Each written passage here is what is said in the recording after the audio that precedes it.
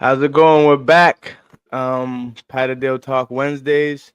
I'm here with a very, very special guest. Our first person I think we interviewed that is not, excuse me, that is not located in the United States. We have Robert Booth with us. He is a lot of you guys know him. He is a legend in the Patterdale world. Oh dear.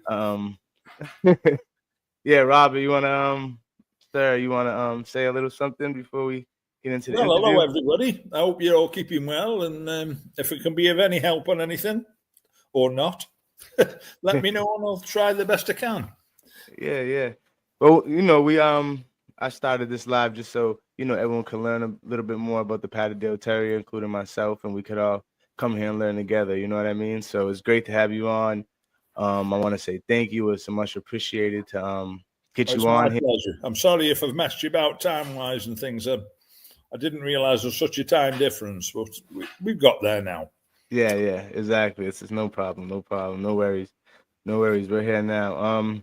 Yeah, I mean, I guess we'll just the first question I always ask, kind of like the main thing people want to know, when you're interviewing or talking to someone, especially someone like you, is how long ago did you get into it? And like obviously it was years now, 30, 40 plus years now. Could we just talk about that? But, I think I started off when I was around about 9 years old with my uncle. He kept lurchers, like running dogs, for catching hares and rabbits and foxes. And he also kept some very good terriers, but Jack Russells. And he used to take me with him on weekends. And I was hooked from the moment I first went. And he introduced me to a guy called Cyril Bray, who I really liked. And he was a headmaster, a very quiet, tall, slim man, an old man at the time. I'm talking of round about 1964. I'm 70 years old now, so I'm just an old codger. But yeah, and I liked Cyril Bray's dogs because they were Patterdales and weren't many about then. There'd struggle be maybe 100 in England, if that. There was very, very few, and just select people had them. Brian Nuttall, who lived down the road from me, had them. And his boss, that was a gamekeeper, he had them. Brian used to be an underkeeper. And just Frank Buck, and I even bought a few dogs from Frank Buck and vice versa. So, I was only a young lad at the time and very keen on it. And I found the Patterdales bred good working dogs and kept throwing themselves, whereas the Jack Russells, you could get a fantastic Jack Russell. But I personally found that if you bred from them, you could breed from two of the best dogs going, and they didn't reproduce themselves. Okay. I thought it was more hit and miss. Yeah. Maybe the show scene spoiled them a bit that was coming out then, and people just breeding for looks rather than for work. So I started when I was 9. I'm 70 now, so you could say almost 60 years ago. So it was a long time. Yes. Been doing it for a long time. What was your where did you get your first Patterdale? Did you get it from your uncle or? Mr. Bray, I had my first Patterdale from. And I also had quite early on, I had a dog called Tan from Brian Nuttall, who was only a young man then. And that was a pure Bray bred dog, or I considered it a pure Bray. Brian had bred it, but from Bray bred stuff. So I considered it a Bray dog, if you like. It's a bit like saying somebody's got a Booth dog and, I don't know, Fred Smith's bred it or something. But if it's both sides all going back to mine, I suppose they'd call it a Booth dog. But everybody started from somewhere. Yeah, Mr. Bray himself, no doubt, and kept the type of dogs he liked. I like a good finding dog's most important, and an intelligent dog.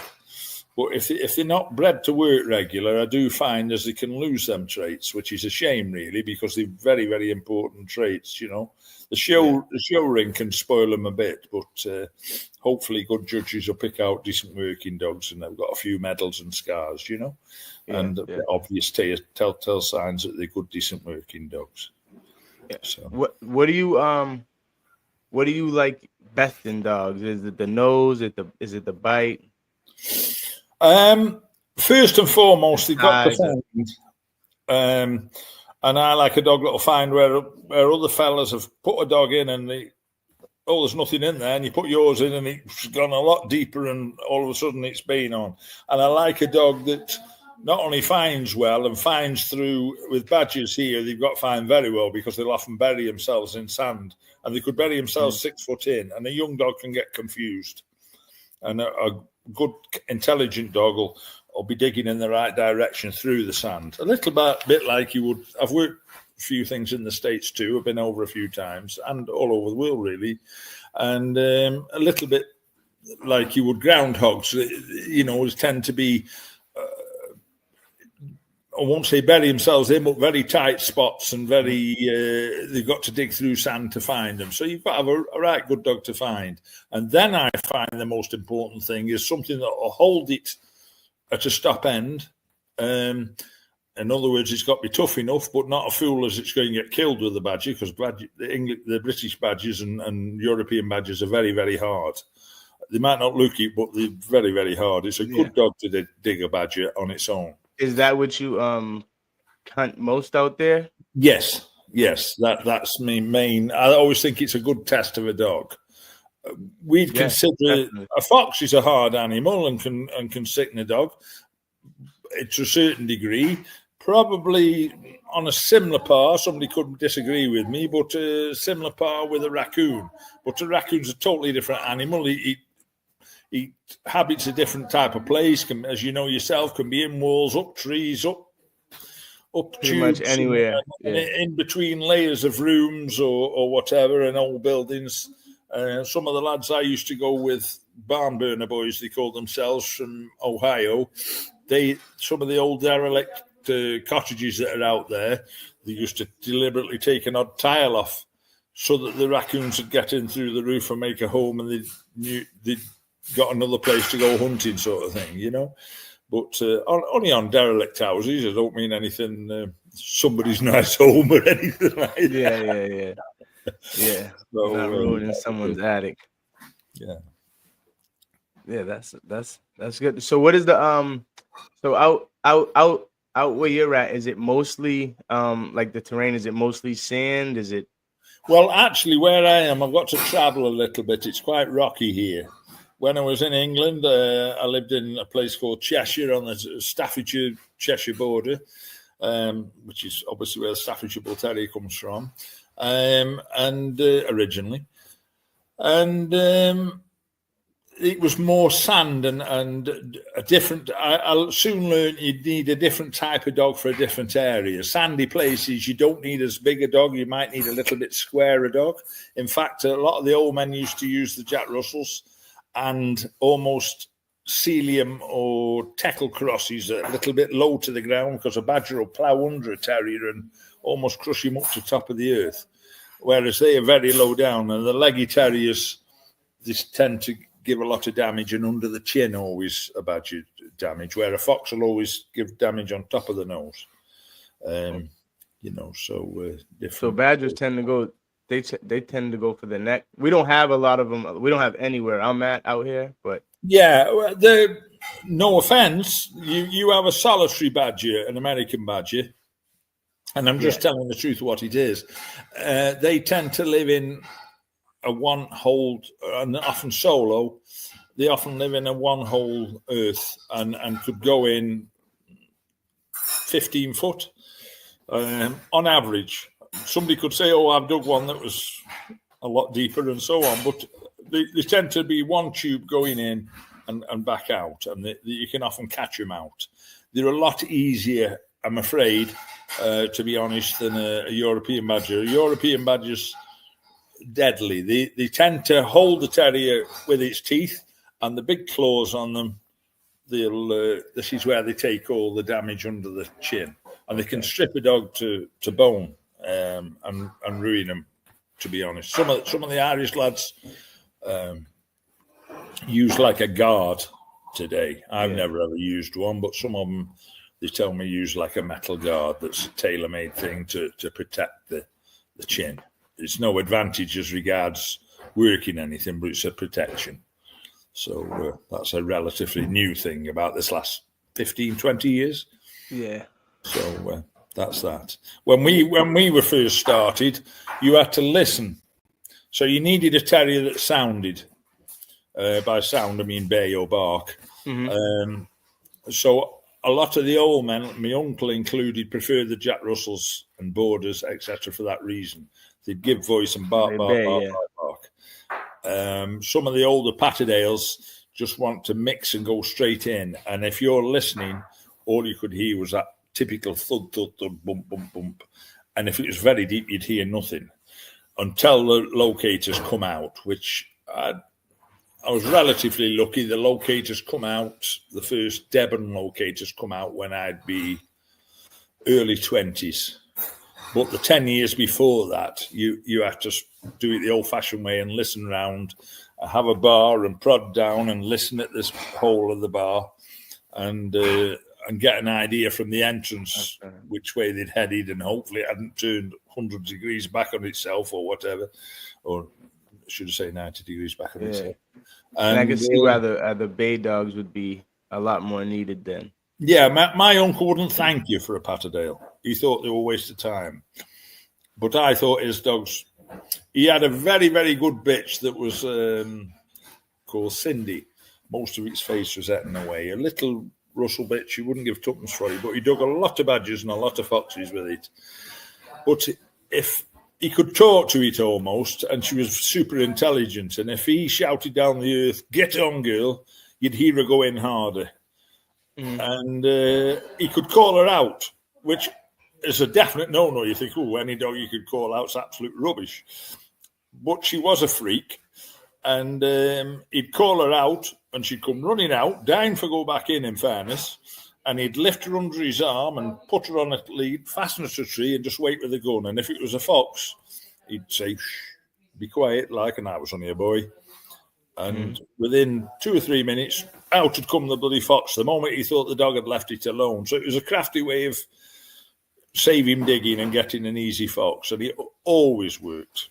But there isn't many terriers like her.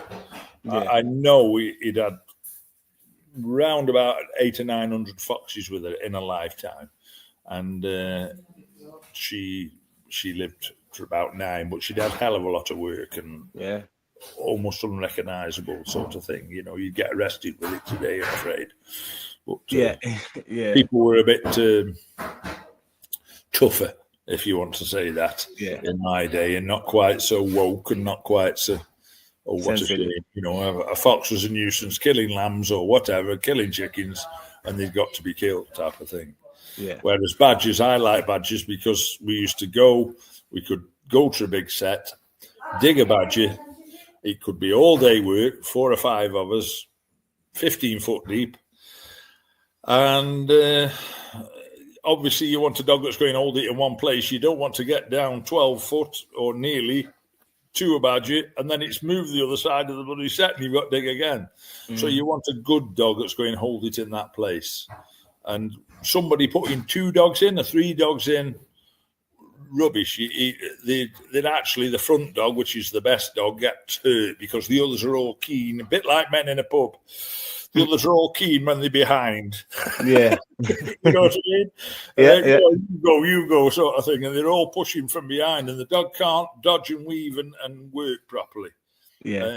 A single dog gets hurt a lot less because he'll hold it there, but he can work, and there's nothing pushing him on and making him have a face full. Yeah. So that's been my experience, and all the old men know that, like, you know, and anybody that's done a fair bit of digging knows that. People think, I can put 3 or 4 terriers in and it'll hold it there. You end up ruining all 3 of them terriers because one ends up at the front. You could put it in last. It'll still, the bravest dog will get through to the front. and he will get smashed to pieces because he's getting pushed from behind, and he can't dodge and weave, as I say. So you've ruined the best dog, or soon will ruin the best dog, putting several dogs in the same earth against an hard animal. Now, I'm not on about, no offence, rabbits or groundhogs or something more. I'm not saying they don't get bitten, but something that's nowhere near as tough that isn't going to actually go and kill your dog, you know? Mm-hmm. So, is that your favorite thing to hunt, badger or fox, or do you have a preference? Or I quite like, over here we have a lot of what you call nutria rats, we call koipu, and they're almost badger size, like a water rat, really. And sometimes a good terrier's got to go under the water and back up onto a dry ledge to find them, and the good ones can. Others are just come to water and the hearse full of water, it's no good. But it's a bit risky because you don't know how far that's going to go. But the good ones get that used to it; they can sort of swim under the water and come back up and work. You know, so and as I say, locators are such a boon today. They're fantastic. You know, you can't lose a terrier, and always dig your terrier. Never just wait there till it comes off. As you're learning something to walk away, and the last thing you ever want to do is learn something to quit. Even the puppy, I give him a shake, and I get it that excited. I take it away while it's still excited, and always leave them wanting more. Never sicken something, I'd say, you know, is the best.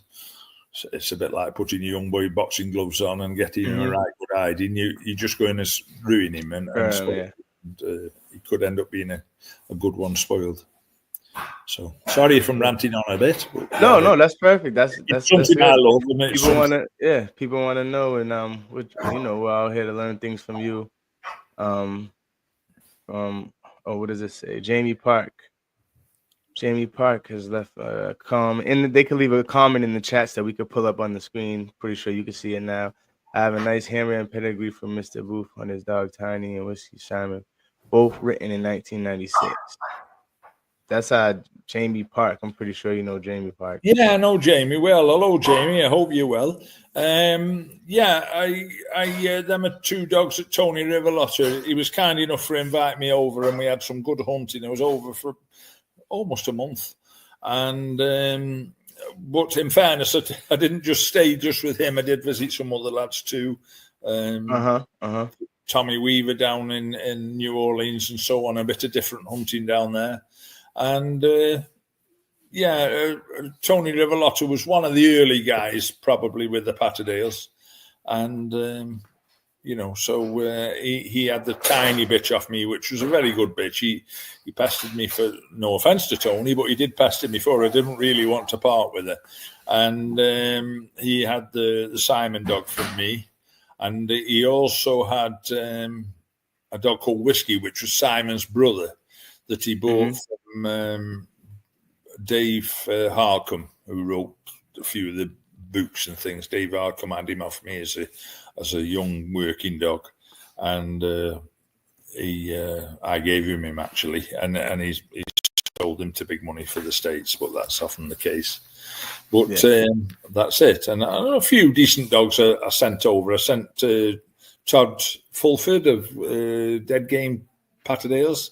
I sent him the Milo dog, which was a good working dog when he had him, and only a young dog. I think he was about 2 years old. A young chocolate dog. Sorry, Lou. No, you're okay. You're okay. It's my granddaughter. Excuse me. And so I sent him over, and I gave him actually, and he became, I think, probably one of the first Hall of Fame dogs. And he was also, I don't know, awarded something like Worker Extraordinaire or some title like that, something I'd never heard of before. He was a decent enough dog, a good dog, and I knew he'd breed well because he was double bred on both his mother and his father. One was Tiny and the other was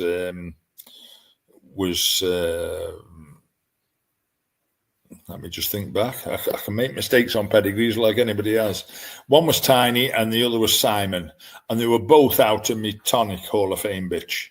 Okay. One was out of Tonic and Tipperary Tim, and the other was out of Tonic and Old Sam. And Old Sam was a border cross to a very, very good bitch and a very good border too. And he was hell of a dog. He was a fantastic badger dog. That's the only reason I bred him. In fact, I had him a while and a few other fellas bred off him. And I'm a great believer in letting other people breed off things and see how the offspring comes. And everything off him was working. So I used him myself then. And, trial and error, really. He was throwing good dogs to mediocre bitches of other people's. So I put him on some right good bitches and he threw tremendous stuff. And he was probably one of the best finding dogs I've ever seen. And everybody that saw him was impressed when we dug with him. He's a hell of a good dog. The border terrier in him was Levi Oak stuff, which was very, very good. I know my friend John Park, not long since passed away. He used, there was two dogs called Danny and Simmy, pure borders, and he used Simmy a lot, which was hell of a good dog. And I actually used Danny the once and crossed it into my Patterdale line for an outcross, really. Once I thought they started getting a bit close, I think as long as it's a good dog, you want an outcross every now and then. And people used to laugh at me when I bred things that were related. But I noticed in the States, they sort of accepted that as they do in Australia with racehorses and greyhounds, etc.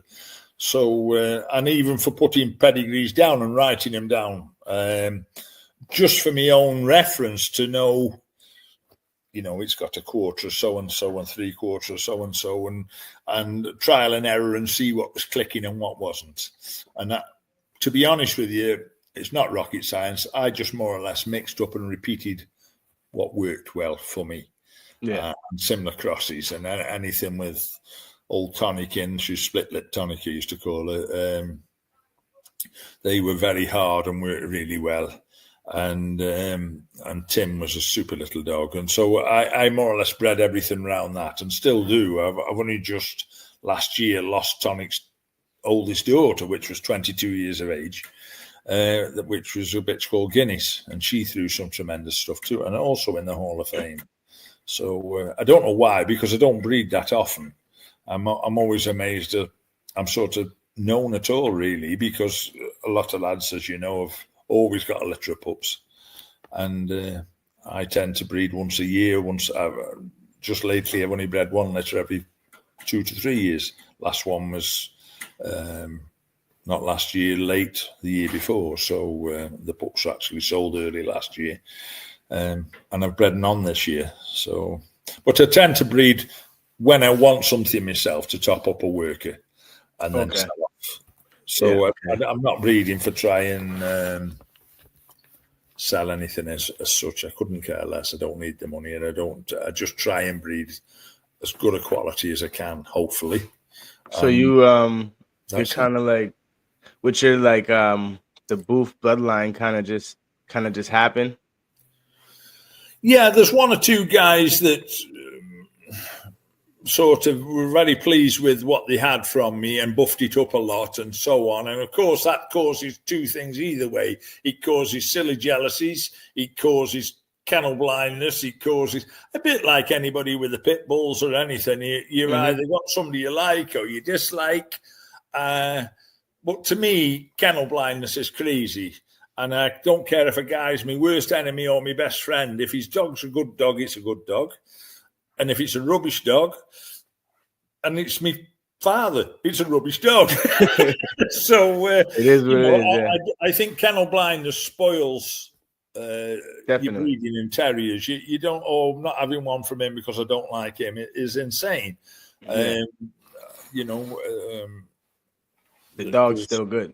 Yeah, if a dog's good, it's good, and the dog doesn't know who its owner is, or what a tosser he is, or what a good bloke he is, and there's plenty of rubbish men that have had fantastic dogs, maybe lost them and spoiled them, and plenty of great men that have had mediocre dogs and so on. So I think you just got to judge.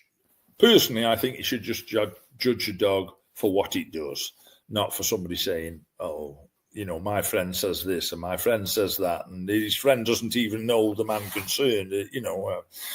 It's just a bit childish, really, and I don't see the point of it. I think we're all hopefully into terriers and hunting dogs for the love of hunting, and I don't care. Excuse me, I don't care if somebody's black, white, pink, or grey. It makes no difference if you're a good guy or a bad guy. You're a good guy or a bad guy, and if you've got good dogs, you've got good dogs. Great stuff. So that's how I look at it. Yeah. And, yeah. You know, I often, as you no doubt you have yourself, or plenty of you guys will have done, somebody mentioned somebody, oh, I don't like him, all his dogs are rubbish, I don't like him, and I don't like it, you know. And to me, it can be a bit childish. I don't like calling anybody at all. If I don't like them, I tend to have nothing to do with them and leave it at that. But if you've got a good dog, great stuff, and good luck to them, and give it credit where it's due. So that's that. Yeah.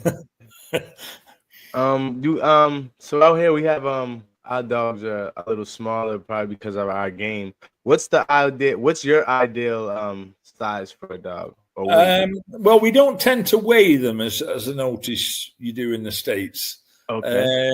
We tend. Is there a reason for that, or you just? I've got hands like shovels, but I tend to chest a dog, and know how narrow it is to my own hands. Mm-hmm. Obviously, somebody with bigger hands can chest a dog easier than somebody with little tiny hands. But when you're judging a dog, I'll go through that a bit if you like, which has been traditional judging of terriers for hundreds of years. Okay. And I think I was 15 when I was asked to judge my first decent terrier show. Working terrier show, hunting terrier show, but everybody local knew I was hunting mad and got fair terriers. And I always thought it was as good. It's easy. It costs no more to keep a good dog than a bad dog. So try and keep good ones. And nobody wants a puppy off a bad dog. You don't yourself. And I don't think a bad dog's worth feeding personally. You know, but we all get different likes and dislikes. I sort of have our own almost fall in love with the dog when it proves itself to be super duper, you know. And judging a terrier, sorry, I'll get back to what you were saying. It's not so much the weight, because Patterdales tend to be as heavy as lead, I always say. They can be heavy and heavy boned and long in the body, a bit like a fox is long in the body, but very narrow. And if they narrow around the chest cage and nice straight legs and narrow front shoulders, I don't mean the big, broad, almost bully type fronts, which can look impressive, but they struggle to get through narrow places, and they've got to get through narrow places and so on. And also, you don't want a dog that's going to come to roots and it can't get through, and something a fox has gone through and the terrier's stuck there. You don't want him barking there either until he's actually with it, because you're going to be digging down at the wrong spot, unless you're going to dig down and it's not too deep and help him through and cut the few roots, and then he'll go and do his work. Yeah. A nice narrow dog, I should say, with a narrow front. And I like a dog with a good strong head. Some will disagree with me. I'm just saying what I prefer. I always think if the head's the only thing facing the opposition and he's got nice big teeth and a nice good bite and a good strong head, he's got something better to help him out with down there. Yeah, he's got a bit more ammunition. Yeah. You know, I mean, there's always examples of somebody having some tiny little terrier with a little tiny head, and it's as hard as hell and kills stuff. Yes, I've heard of them and seen them myself, and yes, but I always think if something's better equipped, it personally has more advantage physically. I'm not saying it's particularly a better dog, but hopefully if you breed around that, I don't know. It's like Sugar Ray Leonard was a fantastic boxer, but he'd only got tiny little hands. But he made liars out of everybody with massive hands. You know, yes, he was fantastic. He was probably one of the best ever been. and you'll always find an example of that with dogs. But I personally wouldn't breed to it. I'd breed to what I think's a Brian Nuttall and Ken Gold used to say to me when I was a young man, a very young man, a young boy really, they'd say breeding to the very best worker isn't always good enough. And for years I couldn't quite understand what they meant. I thought, well, you know, if you breed to the best, yes, you do breed to a good family and a family that reproduces, not to a one-off freak, if you like. Because it's a bit like breeding lurchers, and you've got lots of different crosses in them, and maybe one that's thrown to the whippet and another's thrown to a greyhound, another's thrown to the collie, and there's that many variables. Whereas a family, you tend to get a bit, apples don't fall too far from the tree, hopefully. Guardian of the Hive, how you guys doing? They have a question. Are there other bloodlines in England, in Ireland, that you admire? Yeah, I never ever call anybody's dogs, and if somebody's happy with them, they keep them, and that's why they keep them. From what I've seen of the cocker dogs, I've been very impressed with. A few of the guys tell me, and I'm not trying to offend nobody or insult anybody, and somebody go crazy for me. I'm just saying things how some of the top guys I know that do a lot of digging tell me these great starters but soon to quit. Now, whether that's true or not, I don't know. Maybe I'm talking out of place. I haven't experienced enough, in fairness. But a few I've seen I've been very, very impressed with and very, very gamey. And I remember talking to Alan Cocker a few years ago, not only briefly on the phone once when I was living in Tipperary, and he'd moved to Ireland. And he told me his origins were the same from Cyril Bray. So maybe he'd highlight that better than I could, because I'd be talking ignorant and saying that I knew much about the lines. But from what I can see, since I've left Tipperary Ireland this last 20 years, and obviously I'm not breeding there anymore, there tends to be more people using the Alan Cocker dogs, and with great success and pleased with them. So good luck and long may you continue. You know, so other lines, I had some, I've had dogs and exchanged dogs with John Parks. I liked his bingo dog from years ago, and his red dog, what was his called? Oh, good heavens, my head's gone. He's on the front cover of the Felt Terrier magazine. In fact, one of the famous pictures of it, and of John, I took. It's gone. I'll no sooner finish, I'll remember the name, but that's typical. And all you can do is be as honest as you can, write things down as clearly as you can. Hopefully you don't mix up lines when you're filling pedigrees in. We've all done it. And made a mistake, especially handwritten. But this is the beauty of computers today. It's there's no mistakes made, and hopefully everything will be double checked. But you know, it's only a piece of paper when said and done. It's got to be the dogs, and you know, it's an old friend of mine in Ireland used to say it's poor paper that won't accept ink, and people can put anything on paper, which is true. And you know, whereas a good dog can't be beaten, and a proof of a family is in the proof of the pudding is in the eating, and that's it really. So, so Jamie Parks, you don't ask me, work away. Jamie Park says, "I truly believe in good genetics." Yeah, I think it's important. As I say, the old-fashioned guys in England, and some still do, if you wrote a pedigree down, they thought you were crazy. And what do you want to know what anything is bred for? Well, they don't know if they were breeding. They didn't care less. They hadn't a clue if you said, what was the grandfather of that good dog you got? Well, I don't know. I only saw its mother. I don't know. And they could have been breeding it to its full brother, its full sister, its no relation whatsoever. They didn't know and didn't care. They just, it's a good dog, I'll breed it, and that's that. And when it works, great stuff. But a lot of time, to be honest, it doesn't, because you're not really creating a family. A lot will condemn me for that and say, no, all that matters is you breed a good dog to a good dog. But I personally, and a few of other decent chaps that have known breeders like Brian and like Cyril Bray and John Parks, I disagree and think you need a family base. Whether it's top greyhounds, top racehorses, top anything really, I suppose, hounds and coon hounds and tick hounds and everything else, as you guys know yourself.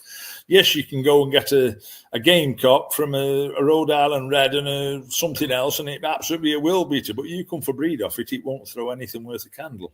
And that's... and you don't know, you can't go back and figure out where the good or bad genetics come from in a dog if you don't know the history. Well, I think if you can, if a full litter worked absolutely fantastic and did everything bloody great, and you can try and study what clicked, and I'm a great believer in certain lines click too. I do believe you could maybe outcross, I don't know, a cocker with one of mine, and they could be bloody rubbish, and that's not condemning him or me. It's just that, or they could be will beaters. They could be fantastic. It's just a bit of trial and error, and if it works, I say repeat it, and if it doesn't work, dump it, and simple as that, really. And I tend to work around, as I said earlier on, with things that clicked and went well, and I've studied the breeding as best I can, and in an old-fashioned way, and done a few rules that I was given that were probably make genetic people laugh, but Mr. Bray used to say to me years ago, and I'd only be 9 years old, I remember I used to live on every word he said, and he used to say twice in and once out, and then go back in again. In other words, go twice into your family, and maybe go and outcross, and try and put right with your outcross any faults you have got. And every family's got faults, whether it's long tail, short head, short teeth, big teeth, whatever. And try and correct it with your outcross, and then go back into the family again. And hopefully you'll end up with a good solid line, and you're improving. To me, pups should be better than the forebears. Somebody said, the grandparents were better or whatever. I think you're going the wrong direction if you're not breeding better and if things are not improving. As with greyhounds today, they're faster than they've ever been. They might be a bit more frail, but they're faster than they've ever been, as are racehorses and racing pigeons and things. They're just getting phenomenally fast or better for the purpose they're bred for. And if it's done right, hopefully it'll get stronger and stronger. And guys in the States, in for all fairness, tend to you get silly buggers in England and whatnot that are a bit ignorant and sort of knock them and say, oh, they don't know what they got, they haven't got hard stuff, they don't know, they don't know, they've never seen, they've never been over, they never dug anything, they've never seen a raccoon, and that's a bit unfair unless you've been in, unless you've sucked it and seen, you don't know. And I think the American way and careful breeding, as long as it's tested and proven as well. I don't mean just stick to a family and just breed willy-nilly. Every racehorse alive today stems from 6 racehorses. And you can get a racehorse that's only fit for the slaughter. Sorry about that. And another one worth millions. So you've got to be selective. Okay, sorry. I know we're rattle on. No. That's what we're here for. That's fine. Jamie Park, Randy Rolison. Oh, the old yes, Andy Randy. American Hi. Kennels asked me to say, I guess she's saying a big hello to you. A big hello. Hi, Wendy. Hope you're well. Nice to hear. So Jamie, let her know. And say a big hello to everybody anyway. Yeah. Oh, it's Guardian in the Hive. Guardian of the Hive. He's got a 7/8 cocker, a young pup, and he's liking the character of it so far. Fantastic. And as I say, I hear most of them are incredibly game, and maybe some have started a bit too soon, in fairness, and spoiled. It's not so much as they're not lasting as long. Maybe they just started a bit too soon.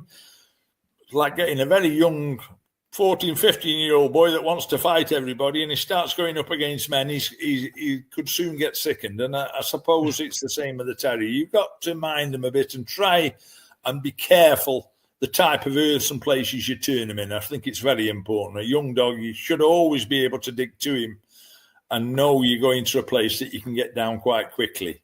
By quickly, I mean within half an hour or so. And none of this, I know it's only a foot deep, I'm going to sit and have a cigarette and let it see how long it stays. And that's crazy. It's a bit like a game pit bull and putting it against 3 or 4 others while it's absolutely exhausted and a young dog. All you're going to do is ruin it. Yeah. I think it should just be brought on nice and steady. A good dog will always prove itself and be exceptional. And a bad dog will obviously prove itself too. So anyway, I'm very pleased, and I love to think somebody's doing well with any line of dog, and keen to know which they're pleased with, and marvelous. It's some people take the dogs onto new heights, and I'm very impressed with a few American breeders, and and some are throwing incredible working dogs, but they actually work the dogs and test them, and that's the only way. It's you can't guess you've got a good racehorse if you never ever race it and time it and so on. And I suppose it's the same with a working dog. Eventually they'll lose every dog alive's originated from a wolf, from a poodle to a chihuahua to a pit bull. So and a lot of people have bred what they want to breed and don't disclose everything. I've always disclosed whatever I've bred, but a lot, I personally believe, have probably upset a lot of people. The original staffs that went over from England and Ireland, I personally believe they were crossed with different things. A lot would never admit they were crossed, but all of a sudden you've got great, big, powerful and super dogs, and the outcrosses done them absolutely fantastic. And good luck to them. But I should imagine if somebody had known what they were crossing them with, they'd have said, "Oh, you shouldn't do that. You shouldn't do. You do your own thing, and if it works, great. And if it doesn't, cull them." And that's the way we all learn. So, what are some American bloodlines that impress you? I'm trying to think of the name of the chap now that has the red dogs. Oh, good heavens. He tends to keep red ones back. I'm terrible with names. Please excuse me. Right. But I like men that they're not always liked by everybody. It doesn't matter. But I know they've kept some right good dogs and only interested in breeding good top dogs. I was always impressed with Tommy Weaver. He wouldn't stand no rubbish. It had got to be a good dog. It didn't matter if it looked absolutely perfect and a massive head and, I'm not going to breed off that. It had got to prove itself. And whether you like the guy, dislike the guy or whatever, if he said a dog was a good dog, in fairness, it was a bloody good dog. And as I say, all this liking somebody or disliking somebody, I find a little bit pathetic. I think we're all hopefully beyond jealousies and in it for the right reason and just for the love of a good working terrier that's doing its job and doing what it was bred to do, and hopefully not spoiled along the way and not ruined. I do find some, I'll probably be ridiculed again, I do find some in the States tend to breed tiny, almost so much that they lose the constitution, almost getting like a rat terrier or I won't go so far as saying a chihuahua, but getting that little frail dog. Yeah. And I do like to think something's got some power to do something when it's there. Not to cut you off, what's your opinion about like too small? As far as the Patterdale Terrier, what would you say is like too small a size? Well, I said you don't weigh as much out there, so yeah. Well, personally, a male. Don't forget we've got big badger sets and foxes definitely smaller. They can be good size. Don't get me wrong, but they can go in. A fox will go up a rabbit tube similar to the size of a groundhog, and.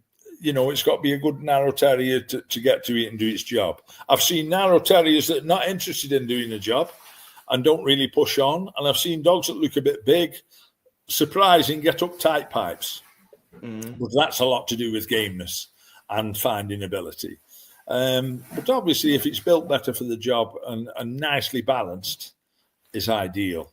I personally think a dog much smaller than 9 or a bitch much smaller than 9 inches is too small. And I think a dog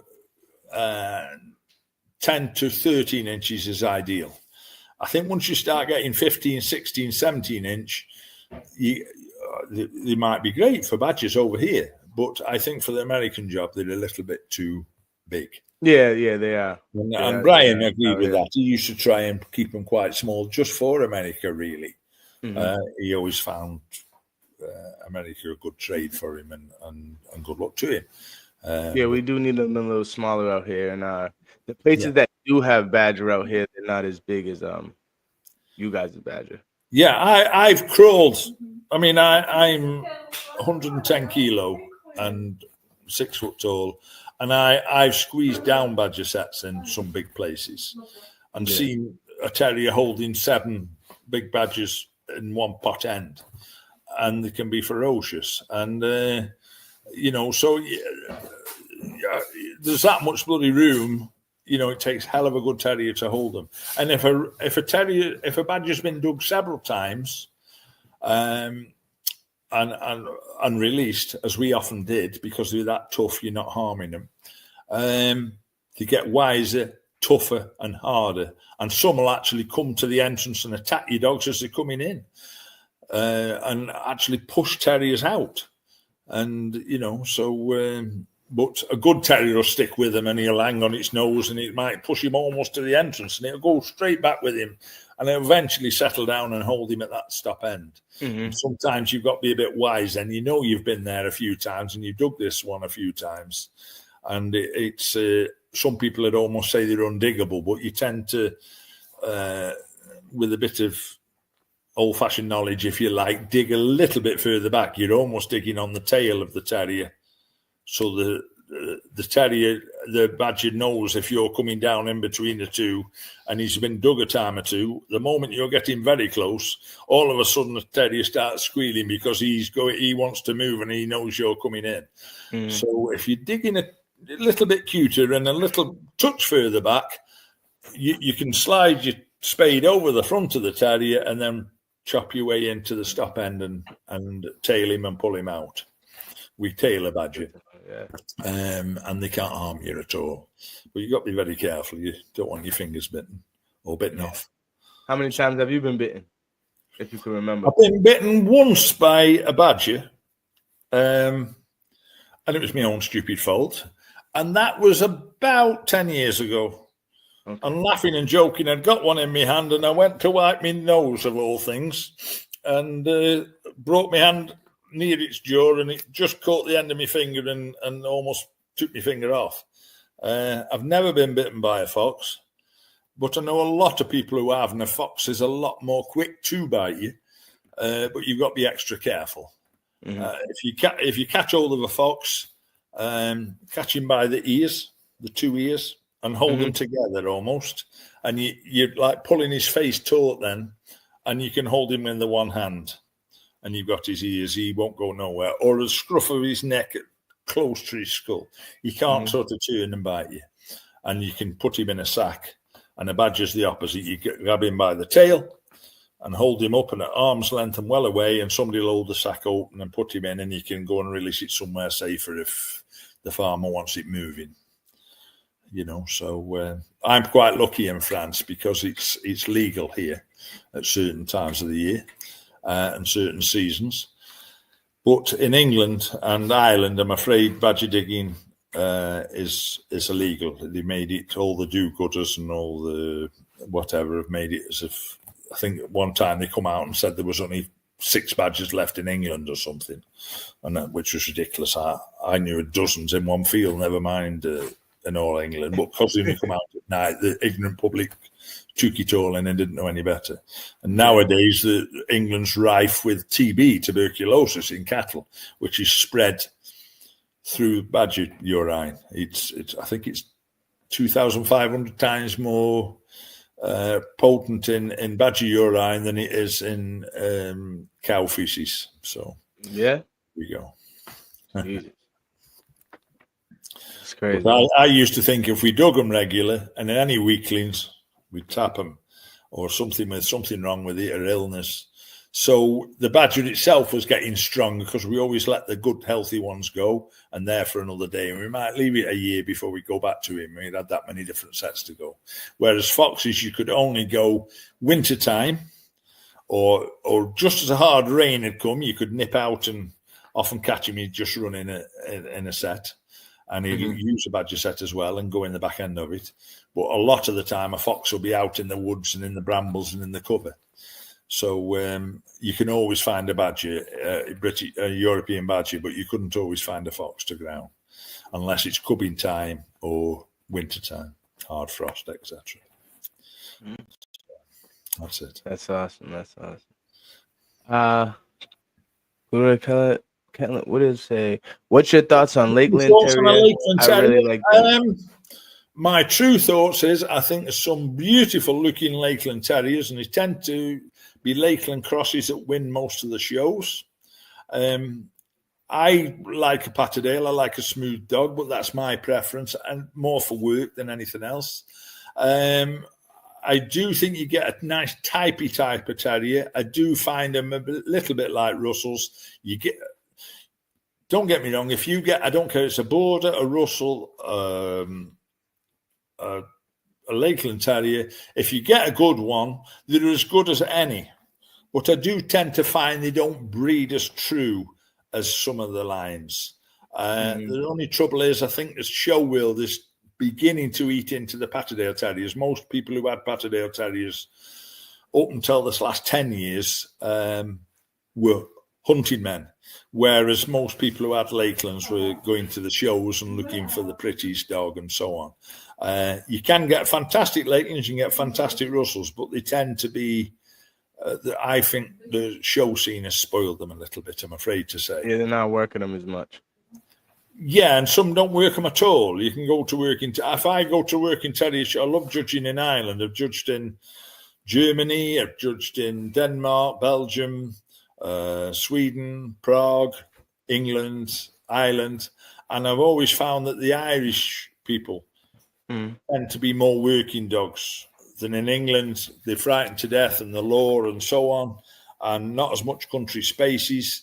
And they're just keeping them for the shows, and a lot of people, I'm not saying all, but a lot of people are just keeping them for the shows, and they tend to be a better looking dog, but maybe not a better working dog. And I like a working dog.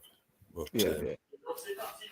you have and I look for working traits when the old-fashioned way, when I was judging, the old judges used to say, if you see a dog with a tooth missing through work, and you can tell, a proper judge can tell if he's proper work or not, or scars, or they can tell if they're genuine, or some silly buggers that's literally cut a dog or brushed him with a wire brush and tripe like that. An experienced judge can tell at a glance, and a proper working dog, and they always reckoned if they'd got a scar, got any injuries, it should be marked down as perfect. Even a missing eye, a missing ear, and so on. It should be marked down as perfect because it's done it at work. And I've always adhered to that rule because I admire a working dog. And if I'm not sure between one and another, and one looks like it's had a scar or two, and there's not a lot of difference in them, but they're both equally tidy type of dogs, and one looks as if it's done work, then it's a working terrier show. I'm picking the dog that I think's done some work, got some scars and etc. Makes sense. So, genuine scars. Yeah, but that's me, and a lot of judges are not like that. A lot of judges are, I won't say lady judges because I'd be condemned for saying that. But I get what you're saying. They're looking for a different thing, a bit like the KC judges, and I think the KC people have actually ruined breeds. whether it's what I call Alsatians. I think you call them German Shepherds today. The tails, the back end slope, and the weak haunches and hip dysplasia and so on, and massive oversized heads or bad boxer jaws and drooling. And I think they've ruined some breeds that were stunning a few years ago, the Fox Terriers and so on. I personally think the KC crowd have made some freaks, I'm afraid, and animals that struggle to be. I think a good working terrier should be good, fit, and healthy, and agile, and perfectly balanced. Not some freak that's too small or too big or too anything exaggerated to a ridiculous extent. I personally don't find a useful creature for doing its job. If something's working, it's usually a good balanced dog, whether it's a collie, a greyhound, or a hound. Whereas something's just KC registered, it's a totally different criteria. If you look at the greyhound of a KC registered, it's a freak that can barely run, but it's got such a deep chest and an exaggerated long tail and all traits that you do like, but exaggerated to the extreme. So. Yeah, that's a lot of we spoke about that here before, and that's a lot of people agree that certain shows. Anyway, my thoughts on the Lakeland Terrier. I've seen some very, very good ones, and I do like them, and I'm very impressed with them. But I tend to find there's so many of them that just won't work to a high standard. I'm not saying they won't kill a rat. They won't, most dogs will kill a rat. A Yorkshire Terrier should kill a rat.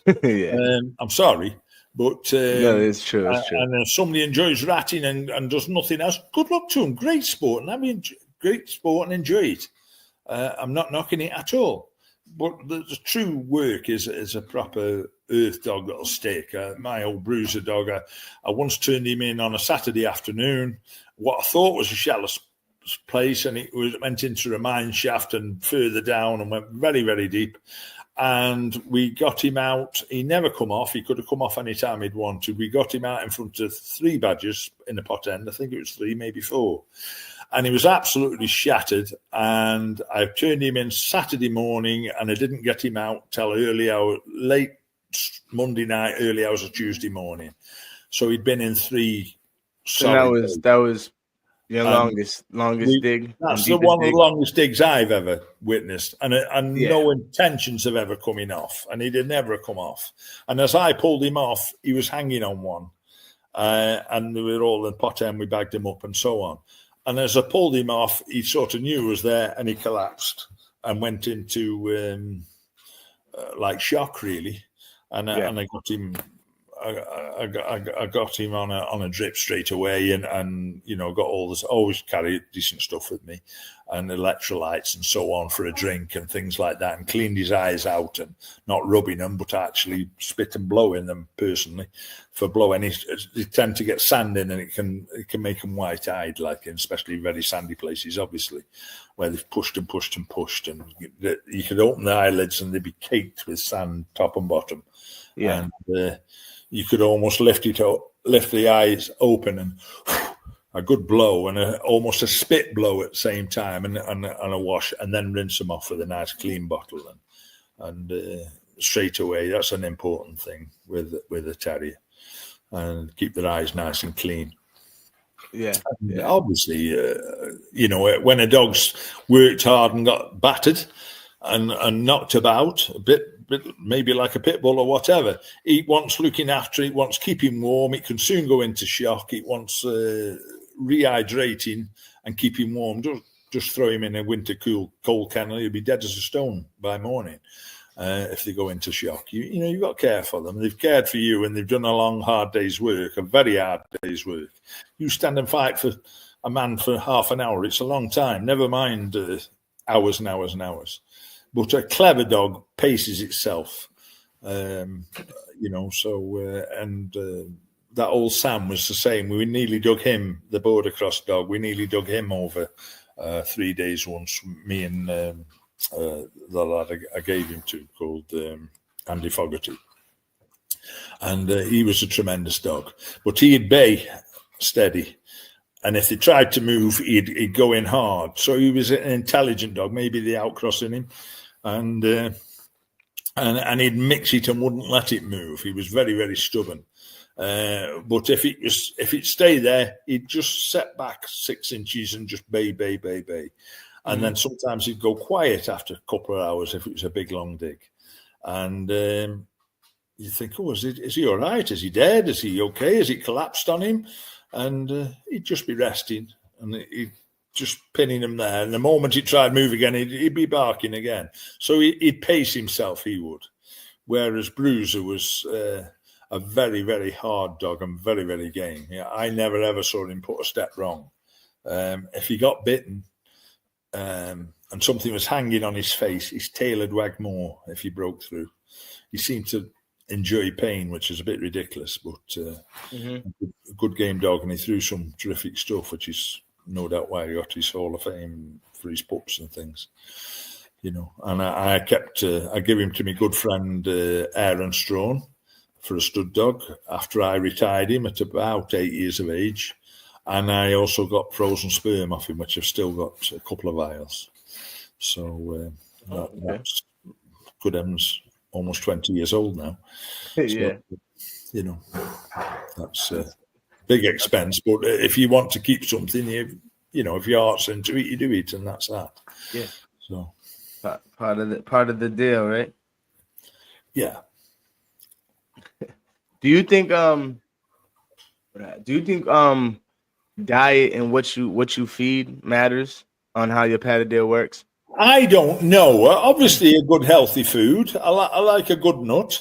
I often feed a Purina nut, which with around about 24% protein. You can get higher proteins, and it depends how hard you work in your dog, how often you work in your dog. But I use a nut and leftover house food, if you like. Meat that's left and chopped up and thrown in, and odd egg twice a week.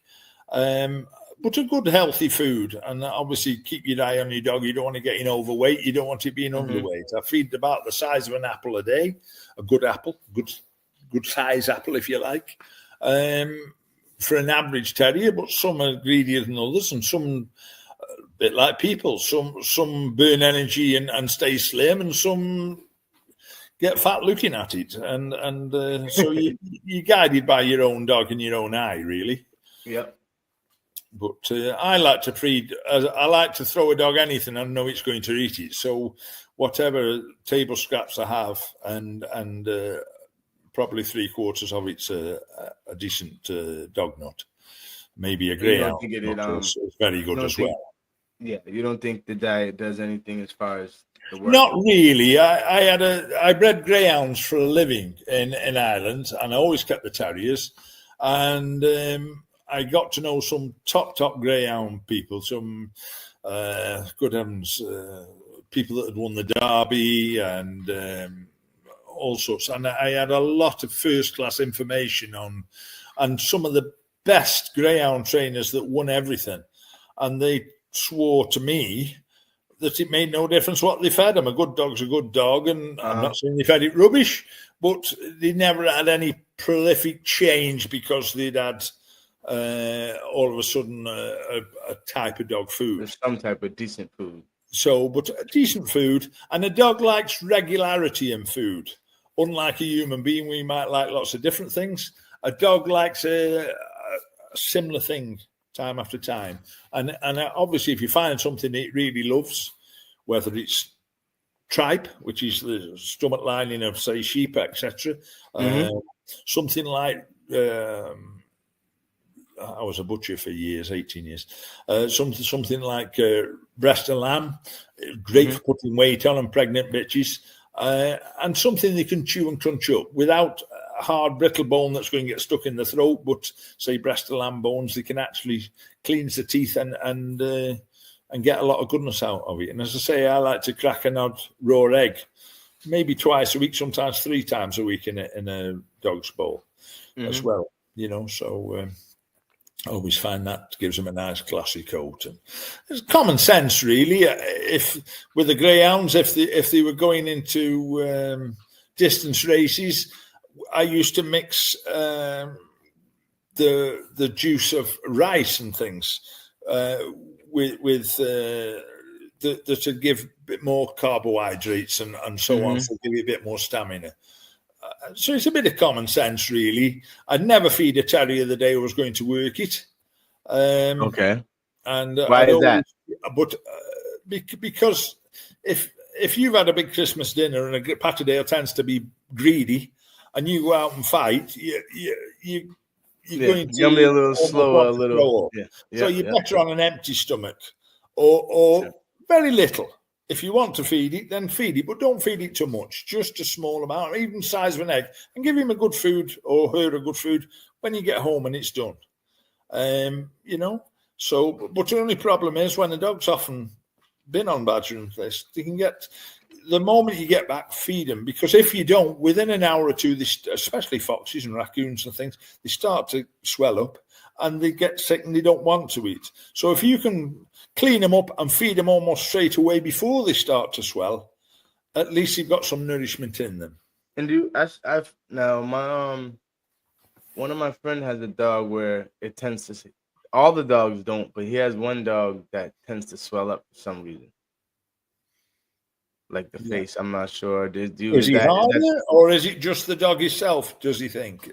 I think it's just the dog, because he could do the same thing with 4 of his dogs, and this one dog always swells up. Yeah, I had a friend that I had a very hard dog years ago. I was only a young man at the time, and he had a good hard Russell of all sorts, a very, very good dog, very, very hard, and good, almost a bull cross, like a strong bully head on him and big teeth. And he used to give him penicillin every Sunday when we got back. And the dog, and that's what he does. He swells and lumps and God knows what on him. He ended up with like penicillin poisoning. He overdid him with penicillin. Yeah. Oh.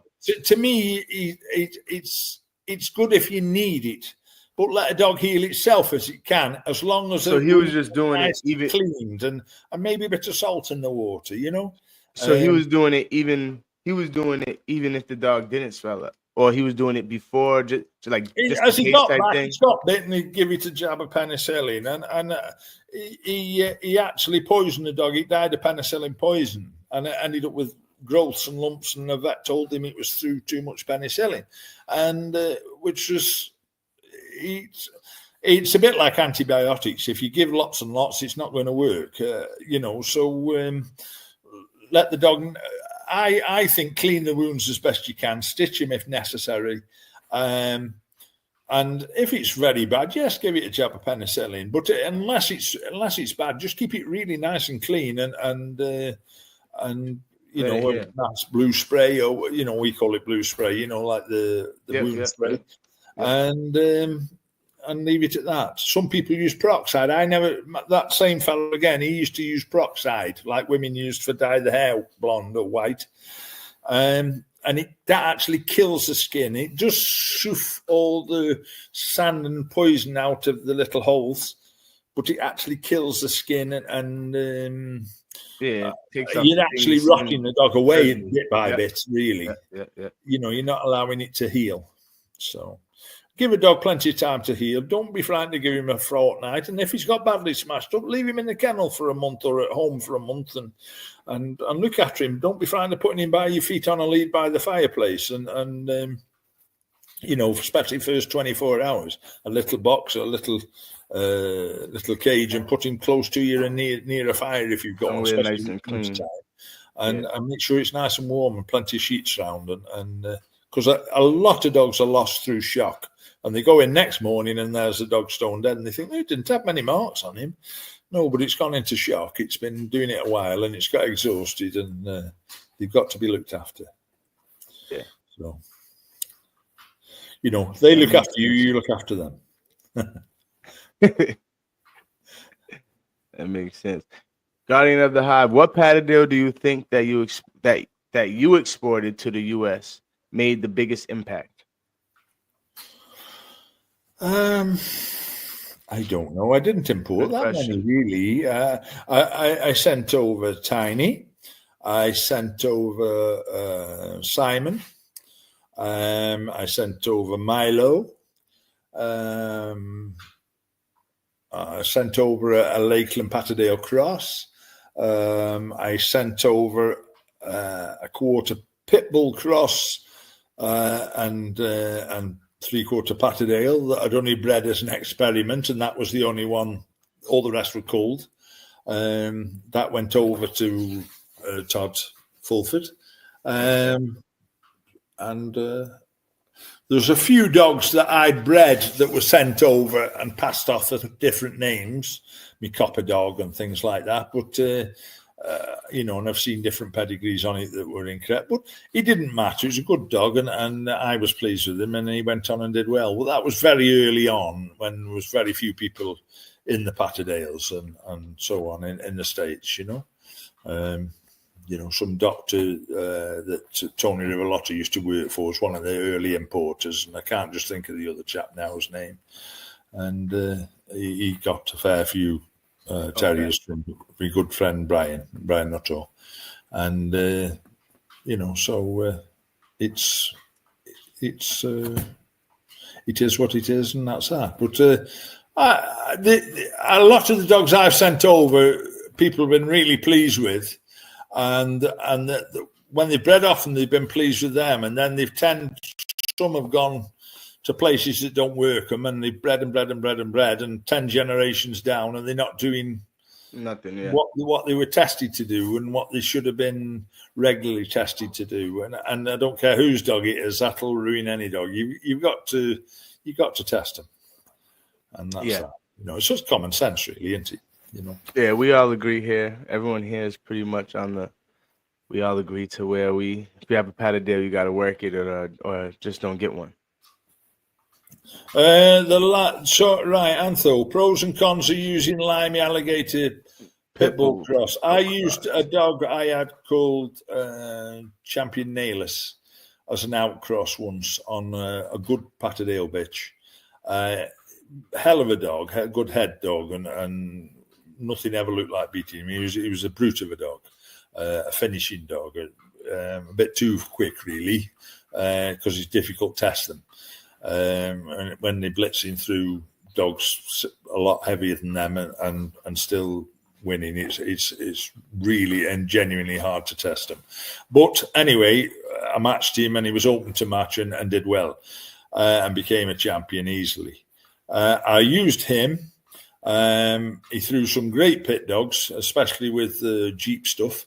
But I used him once on a Patterdale and culled all the litter and kept a puppy back. And I bred from that again to Patterdale and culled them, apart from one pup that I sent to, as I say, Todd Fulford.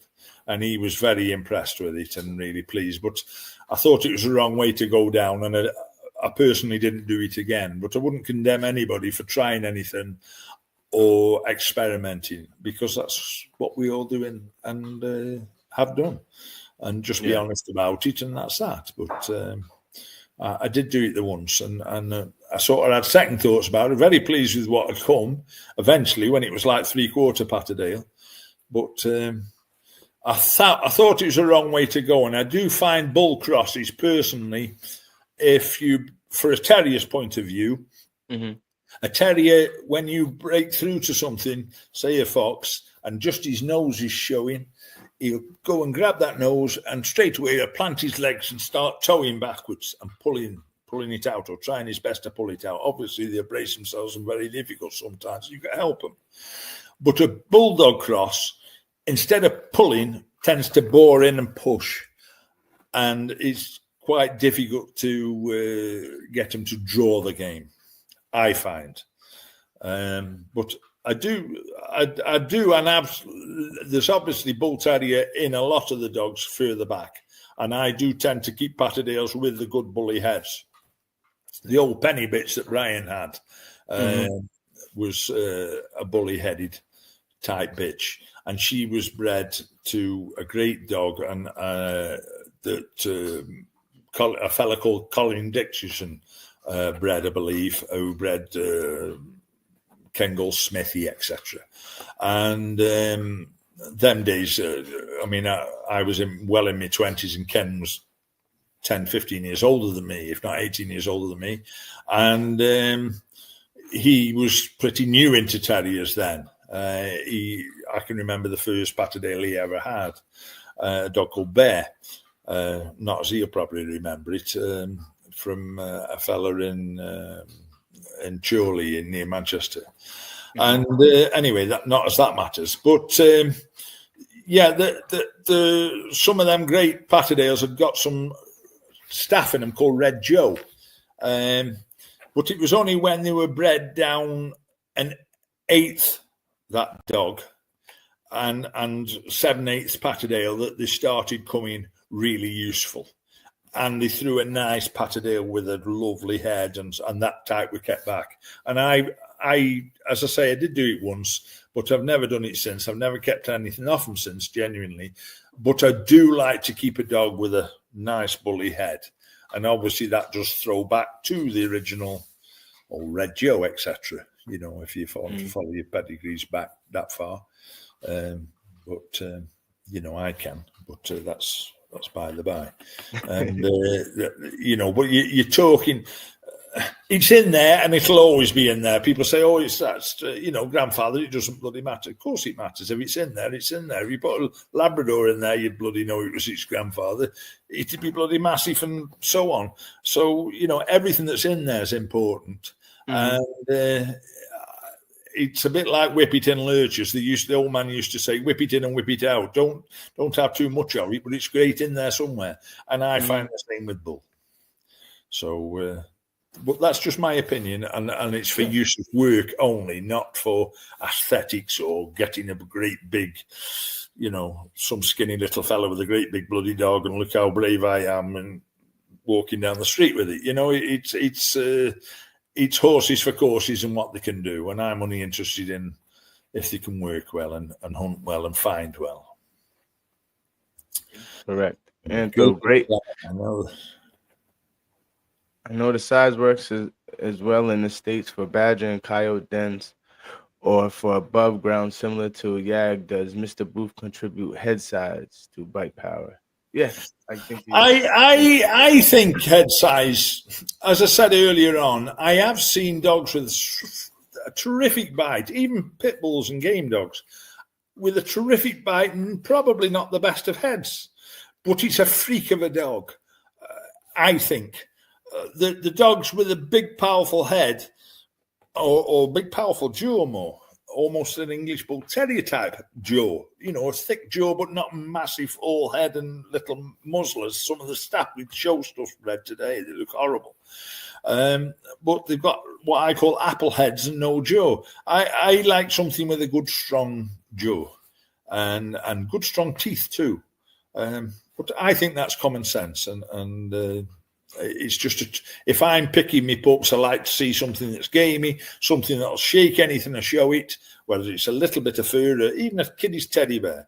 It'll from the get-go, it wants to shake stuff, and it shows to be gamey. It's no guarantee, but I like to pick a pup that way, and I like them. I always try and breed from the ones with good, strong heads and narrow fronts and nice types. So hopefully you end up with a better type, and maybe your own type. I don't know, but. Yeah. That's we all go different routes, and that's the route I tend to go. So yes, I would contribute jaw size, if you like, and a strong head to bite power personally.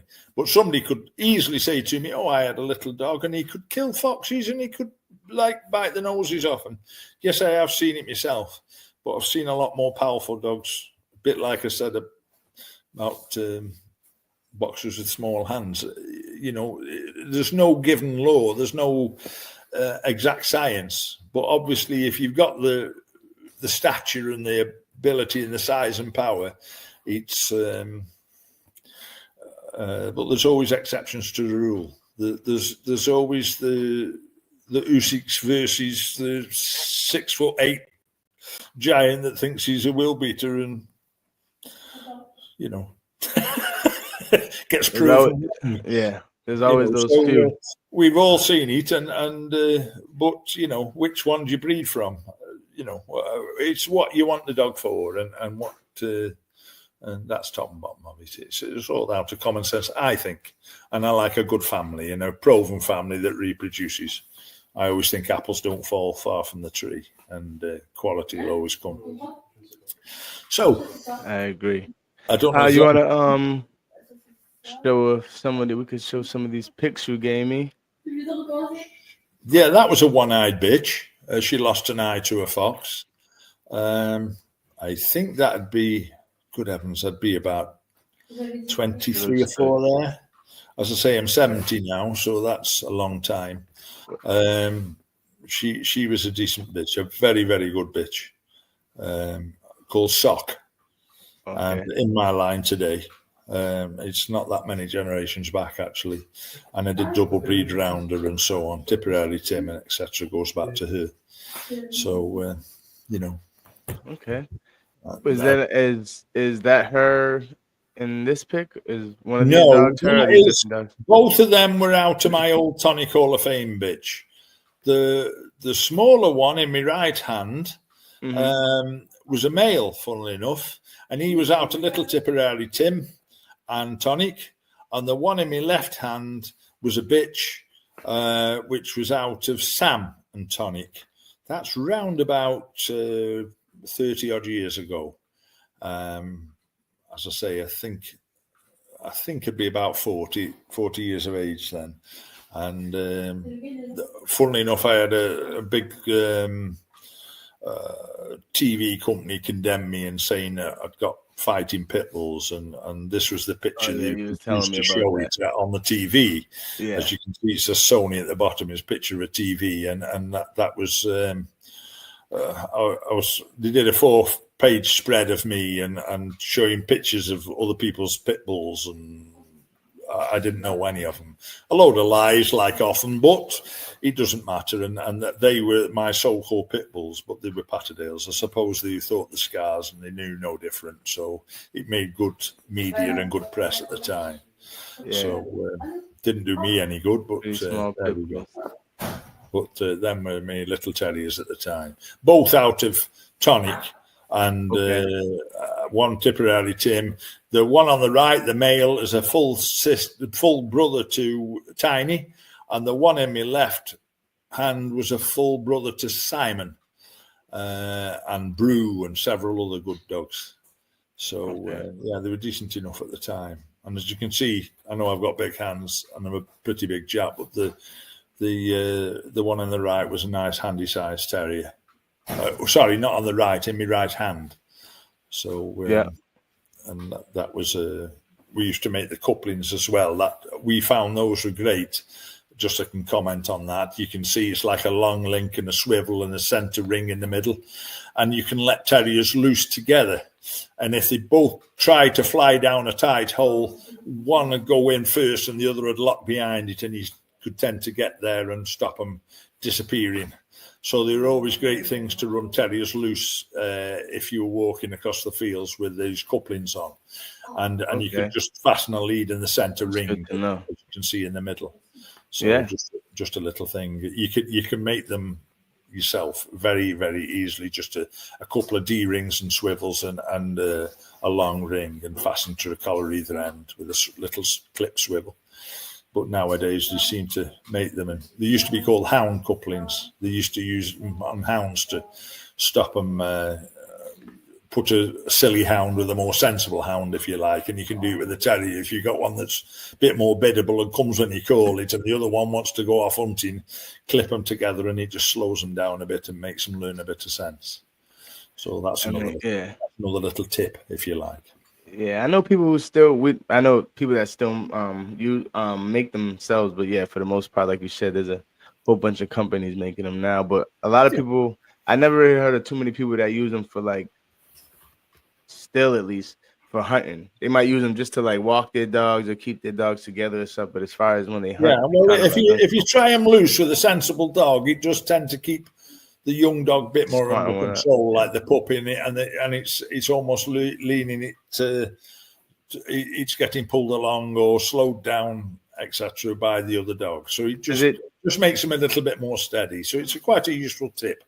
Does it kind of teach the younger dog to follow the big dog, just in general? Yes, to a certain degree, thing? but they get to go together great. And obviously, if you're not careful, they go through brambles. One will go one side, one will go the other.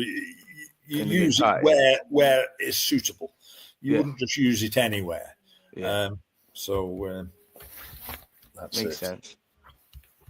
Makes sense. Anthro, how you doing, bro? He has a question. Mr. Booth's take on Mr. Plummer and his many projects. What's your take on Mr. Plummer's projects? What do you mean, Brian Plummer? Yes, I think that's who. Yeah, Brian. I knew Brian. Okay, he came to interview me actually for the Fell Terrier book, but I was too young and I didn't really want to be in it. And as I say, at the time, I was getting a lot of hassle from the media and TV and press, bad anti-hunting attention, if you like. So the last thing I wanted to be was mentioned in that. But he was a good chap and a school teacher. Again, funnily enough, Mr. Bray was a school teacher headmaster. But Brian Plummer lived in Leicestershire before he moved up to the north of Scotland, very far north of Scotland. And I visited him and he visited me a couple of times. And he's a nice chap. And like a lot of others, I disagreed with some of what he said. No doubt people will disagree with a lot of what I've said. And that doesn't make us enemies. That makes us having a different opinion. He used some of Brian Nuttall's Patterdales and he bred them with Jack Russells, and he also put a bit of beadle in, I remember, to make what he called the Plummer Terrier. And a lot ridiculed them and said, they've not been tested for years, and he got a lot of bad mouthing from a lot of English people. But in fairness, it was unfair because they have since proven themselves to be a very good, useful all-round terrier. A lot were bred more for ratting, which I don't think is the top work of a dog, but a lot have proven themselves in the field, especially if decent breeders have gone on and bred them for their own purposes and bred from the dogs that suited them. And obviously the area you work, you should breed to that, not just breed to if you're in a wooded area, you want a dog to suit a wooded area. If you're digging mostly raccoon, or if you're digging mostly even, well, I won't say woodchucks because they're too small, but groundhogs, etc. You want dogs to suit what you hunt, I believe, and breed to that. And that's only common sense. It's no use getting big badger dogs if they're not suitable for what you want to hunt, unless you're using certain traits that you feel killing power and so on. Yeah. Correct. So no, I haven't done any of his projects. I did try, as I say, with my pit bull dog. It was my own dog, and I won't say it wasn't successful because the Fulfords told me they were more than pleased with her, but she was killed early and never bred from, I believe, and that was the end of that, and it died a death like a lot of terriers do, like a lot of English terriers do. They believe in working them for 10 years or 8 years before they ever breed from them and all this. And I think a good dog is a good dog if it's a puppy age. Yes, it's got to be tested and tested well, but if you work them too long and too many years, you're going to lose that dog and the line's gone forever. So I think a lot of good dogs are lost through that too, and a lot of good lines are lost through that. And people say, "Oh, I wish I'd got a pup off Bertie now. He was waiting too long to breed him." Yeah, it's nice to keep something back, and if they don't turn out, cull them. But at least get something on the ground that you know, if you're quite confident in that line and quite confident in it working and it's shaped up well, don't be frightened of breeding off it. And you can always go and cull, but you can't go and recreate them after a dog's lost and dead and gone, or a bitch. You know, you can lose them all too easily, especially with the hard job we do. So do you have a ideal age that you wait to breed your females, or? I've had accidents. Not weight, I mean age. I've had accidents a couple of times, and I even had a bitch that hadn't started work. Showed a very, very game bitch, showed to be game, but no real test in it. And she got pregnant at 10 months old, and I let her have the pups. And the pups were all bloody world beaters, as it turned out. I let them go to different folks. It was a genuine accident. And she turned out to be a topping bitch. But at worst, if they hadn't turned out and she hadn't have been, I would normally have not bred a bitch till the probably 2.5. I think that's ideal age. And summertime when I'm not hunting, 2.5 to 3 is plenty soon enough to start. But if it's in season and it's summertime and I'm not hunting them now and they're well, I think, well, I'll have plenty of time to have a litter of pups and put them on the ground and then return the bitch to work in the winter when we go looking for foxes and so on, you know. So you don't hunt in the summer at all? I don't tend to like to work. In France here, the open season for badgers is in March. It starts in March, which is crazy to me. It's nearly all badgers have cubs round about the beginning of March. And I don't like to kill my own sport. I don't like to. A friend of mine from Southern Patterdales once went out with me at Christmas Eve, and I dug a vixen, heavy in cub, which is very, very early. They wouldn't usually come in cub till April time. And I handled her and got her out and saw she was in pup, and I let it go. And he went, "Oh, another pregnant one slipped your hands, Mr. Booth." I said, "Yes, I'd rather one with 6 inside it go free, and what's the point of killing one vixen and you've probably killed 6 or 7? You're killing your own sport." And I think it's well, that's me. Everybody to their own. Some want everyone they see dead and think they're a nuisance and so on, and I'm not condemning them for that, but we're each to their own. But I don't like to kill my own sport, and I don't tend to hunt things when I think they breed me. So that's just me. That was a good pitch there. That's a bitch called Donna a few years ago now. She was a granddaughter to Bruiser out of a dog called Pinto that I had. And all the litter were top. She's actually got a bit of, or a 50%, should I say, not a bit, of my good friend Rudy Schwab's Germany stuff in. That's that. Yes, a very good bitch. Donna, she was called. And the brother was Pinto, a very good dog, and another dog I had. Oh no, I'm telling a lie. I'm sorry, I've got mistaken. Pinto was her little brother.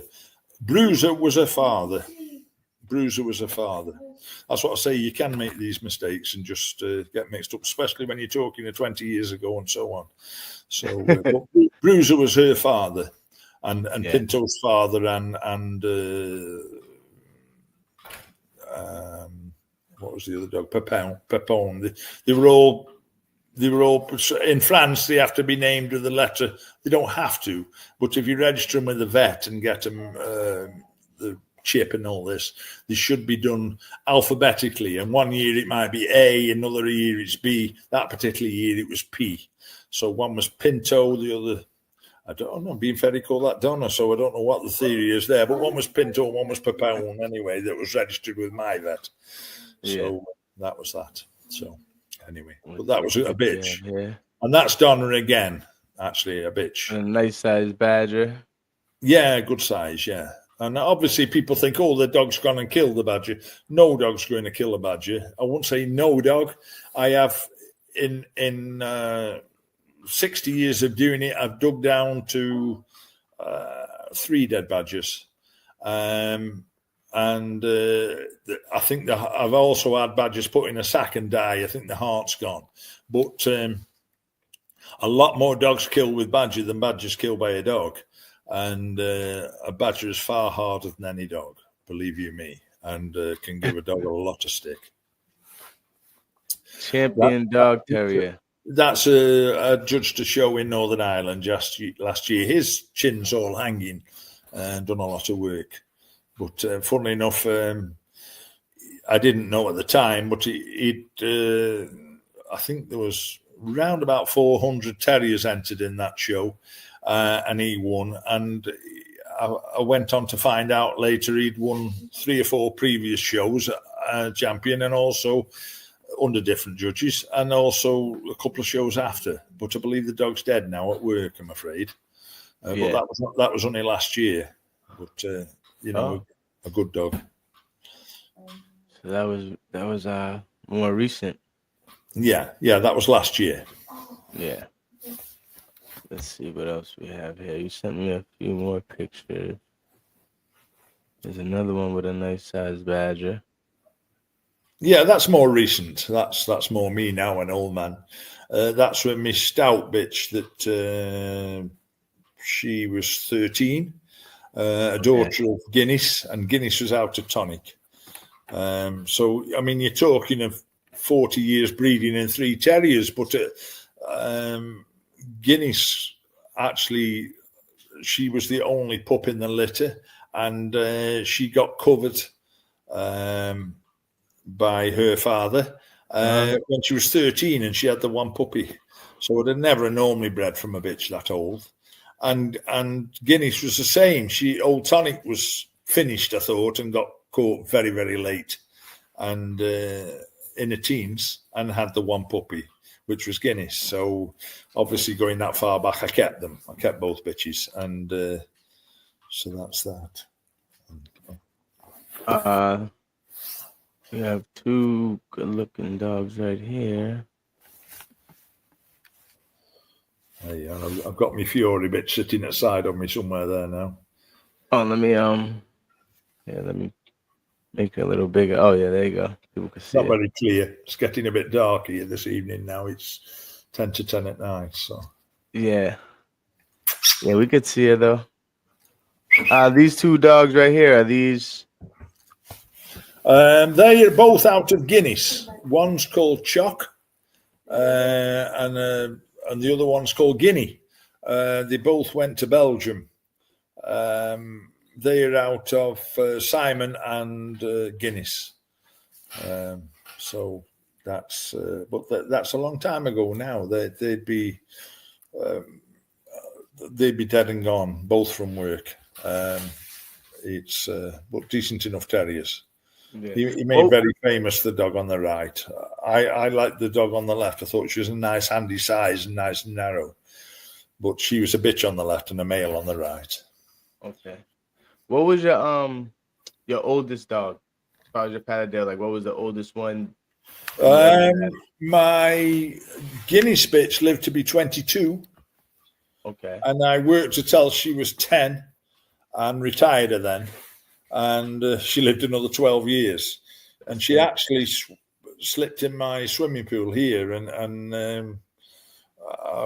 ashamed to say she'd drowned. I'd let her out, and she knew it was there. She'd been out many, many evenings, but she was getting frail. And I'd let her out, and 10 minutes later, she didn't come to the door, and I thought it was strange, and I went out, and there she was, floating in the pool. So I was heartbroken over her. But they've all got to go sometimes, like all of us. So that's that. She lived to be a damn good age of 22. And Guinness lived to be 18. My stout bitch had a stroke, and she was only about 13 or 14. So for me, that's quite young. Yeah. I'll keep, if a dog's work for me, I'll keep it all its life, and it can stay by the fire. You know, like this Fury bitch here. She's thrown some tremendous stuff, and hell of a good badger bitch. So to me, she deserves a good place. They deserve it. Yeah, definitely. And that's a 7/8 brother. That's in the States now. That's Clint. Oh, that's Clint. Okay. That's Clint there. Yeah, that was when he was here working here. I had a little bit about Clint. Yeah. And that's awesome. Good dog. He was abused a fair bit, to be honest. Not by the owner's fault, but by fools deliberately trying to spoil him and put dogs in behind him. And he was getting he actually got chewed almost through to the bone with 2 terriers behind him while he was working a badger at the front, and it almost spoiled him. But I bought him from Tom Jones and kept him on and rested him a fair while, and then worked him, and he worked absolutely spot on.